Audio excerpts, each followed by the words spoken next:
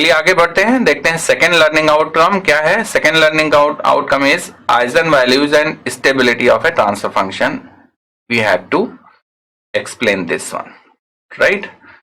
So I am going to explain, you know, the eigenvalues and what is the effect of eigenvalues in the stability we are going to discuss. तो देखिए हम state space model में हैं, ठीक है। State space model में आपको ये पता है कि हमको अगर कोई ट्रांसफर फंक्शन फाइंड आउट करना है तो हम कैसे फाइंड आउट करते हैं, उसका एक फॉर्मूला हमने देखा, ठीक है। साथ ही साथ हमने देखा कि जो स्टेट इक्वेशंस होती हैं वो हम कुछ ऐसे लिखते हैं, A x plus B U, this is the state equation in state space model. हम यहां पर आपको ये बता दें कि ये जो x है this belongs to the real set of the real values, this x belong to the set of the real values, ठीक है। ये आपको मान के चलना है कि ये रियल वैल्यूज ही हम कंसीडर कर रहे हैं। एंड सेकेंडली यहां पर एक हम मैट्रिक्स ले रहे हैं T and D, D is the diagonal matrix जो कि आइजन वैल्यूज ऑफ A से मिलके फॉर्म हुई हैं। साथ ही साथ ये जो डायगोनल मैट्रिक्स है this is lambda 1, lambda 2, lambda 3। अगर 3x3 के मैट्रिक्स लेते हैं तो ये मैट्रिक्स कुछ ऐसे फॉर्म होगी, this is the diagonal matrix D, right. And अगर हम इसको टाइम डोमेन में करें x dot equals to A x plus B u, तो हम इसको ऐसे लिख सकते हैं D T E raise to power D T T inverse x of 0। आपको याद होगा कि अगर होमोजीनियस सिस्टम है तो वहां पर हम क्या लेते थे, state transition matrix multiplied by the x of 0 जो इनिशियल वैल्यूज आती हैं, तो उसको हमने रिप्लेस किया है T E raise to power D T T inverse से। ये आपको रिलेशन मिल जाएगा। अब यहां पर जो हमने आइजन वैल्यूज लिया है, अगर ये आइजन वैल्यूज इस फॉर्म की हो, lambda equals to A plus J B के फॉर्म की हो, तो अगर इसको हम एक्सपोनेंशियल लेते हैं ई रेज पर, क्योंकि D is the diagonal matrix and diagonal matrix किससे मिलके बनी है, आइजन वैल्यूज से बनी है। तो E raise to power lambda T को अगर हम लिखेंगे तो यह हो जाएगा E raise to power A T E raise to power J B T, और इसको हम लिख सकते हैं ई की power A T cos of B T plus J sine B T.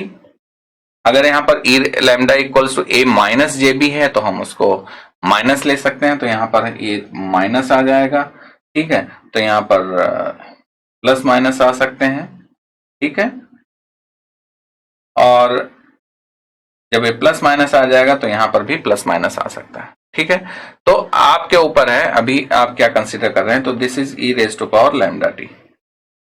हम सपोज इसमें लेके चल रहे हैं, सारे पॉजिटिव केसेस लेके चल रहे हैं, मींस माइनस साइन हम कंसीडर नहीं कर रहे हैं, तो ये हो जाएगा E raise to power lambda T equals to E raise to power A T cos B T plus J sine beta T.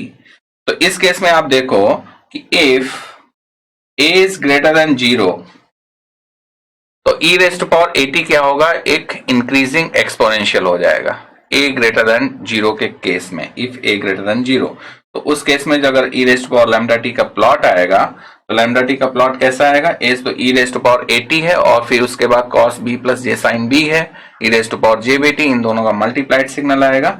लेकिन a greater than 0 में 0 पे तो क्या होगा, अगर a इक्वल्स टू 0 करेंगे तो e रेज टू पावर 0 1 होगा, लेकिन साइनोसाइडल सिग्नल तो मिलेगा। तो ये कुछ ऐसे ग्राफ इसका इंक्रीजिंग एक्सपोनेंशियल होगा, साथ ही साथ इसमें साइनोसाइडल सिग्नल है, तो ये ठीक है, ये कुछ ऐसा एक्सपोनेंशियल आएगा। उसका बाइफर्क मींस उसका रेप्लिका भी इस साइड में आपको मिल जाएगी। नाउ अगर दूसरा हम केस कंसीडर करते हैं, if a is less than 0 तो a less than 0 means a negative होगा, मींस डिकेइंग एक्सपोनेंशियल होगा। तो उसका जो ग्राफ होगा वो कुछ, और साथ ही साथ मल्टीप्लिकेशन है cos bt plus j sin bt से, तो इसका जो ग्राफ आ जाएगा डिकेइंग एक्सपोनेंशियल। अब आप देखो कि हमने पहले ही टाइम डोमेन रिस्पांस में, टाइम डोमेन जो हमने सिस्टम स्टडी किए थे वहां पर हमने पहले डिस्कस किया था कि कौन सा इसमें स्टेबल सिस्टम है, कौन सा अनस्टेबल सिस्टम है। तो अगर हम इसमें बात करें स्टेबिलिटी की तो आपको देखते ही पता चल रहा है कि ये अनस्टेबल है, क्योंकि इसका जो ओवरऑल गेन है वो इंक्रीज होता चला जा रहा है और ये एक रिलेटिव मोर स्टेबल सिस्टम है relatively then the previous one.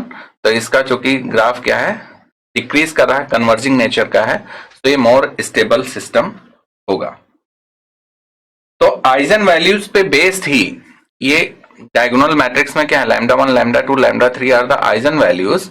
उस पे बेस्ड ही हमने इनके वेरिएशंस को देखा। और अगर ये a ग्रेटर देन 0 है लैम्डा को, लैम्डा तो जो भी आइजन वैल्यूज हो सकती हैं प्योरली रियल आइजन वैल्यूज हो, या फिर ये हो सकती हैं कि real plus imaginary means complex quantity भी हो सकती हैं आइजन वैल्यूज।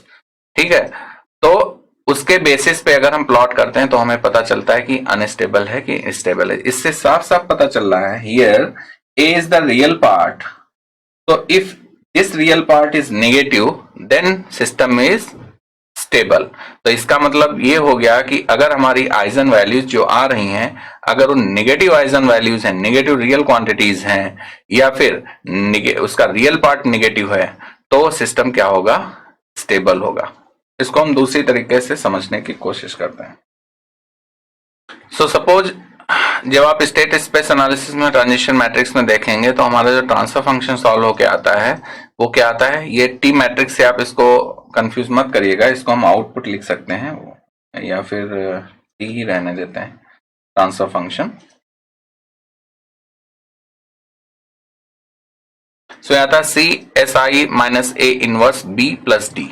ठीक है, where S I minus A, S तो लाप्लास ट्रांसफॉर्मेशन जब हम कन्वर्ट करते हैं तो एस को अगर लैम्डा से रिप्लेस करेंगे तो यहां से आपको क्या मिलता है, एस आई माइनस से इमेज आइजन वैल्यूज मिलती हैं।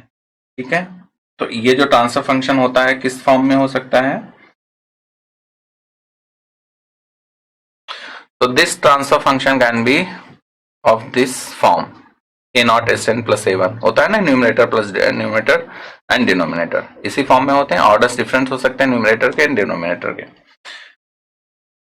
अब जो एस आई माइनस ए है इसको हम जनरली क्या लिख देते हैं, लैम्डा आई माइनस है, एस को लैम्डा से रिप्लेस कर देते हैं और वहां पर हम आइजन वैल्यूज फाइंड आउट कर लेते हैं। तो एस को आप धीरे समझिए कि S and lambda both are similar. ठीक है, क्योंकि हम आइजन वैल्यूज ही फाइंड करते हैं।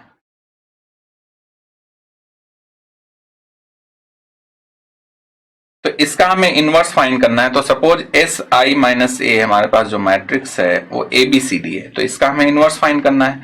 तो इनवर्स के लिए हमें adjoint of this matrix find करना है। तो एडजॉइंट के लिए क्या हो जाएगा, आपको पता है कि ये कोफैक्टर्स निकालते हैं उसका ट्रांसपोज लेते हैं, तो डी माइनस बी ये जो डायगोनल के हैं चेंज हो जाते हैं और इसमें साइन चेंज हो जाता है।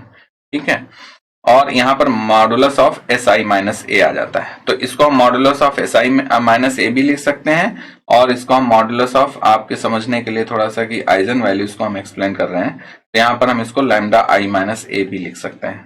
ठीक है, तो आप देखो कि डिटर्मिनेंट क्या होती है, lambda I minus A equals to 0। अगर आप सबसे 0 तो नहीं हो सकता इनवर्स के लिए, लेकिन आइजन वैल्यूज को आप फाइंड आउट करने के लिए क्या करते हैं, इसको mod of S I minus A और लैम्डा आई माइनस ए को 0 के इक्वेट सब्सटीट्यूट करते हैं और यहां से आपको क्या मिल जाती है, आइजन वैल्यूज।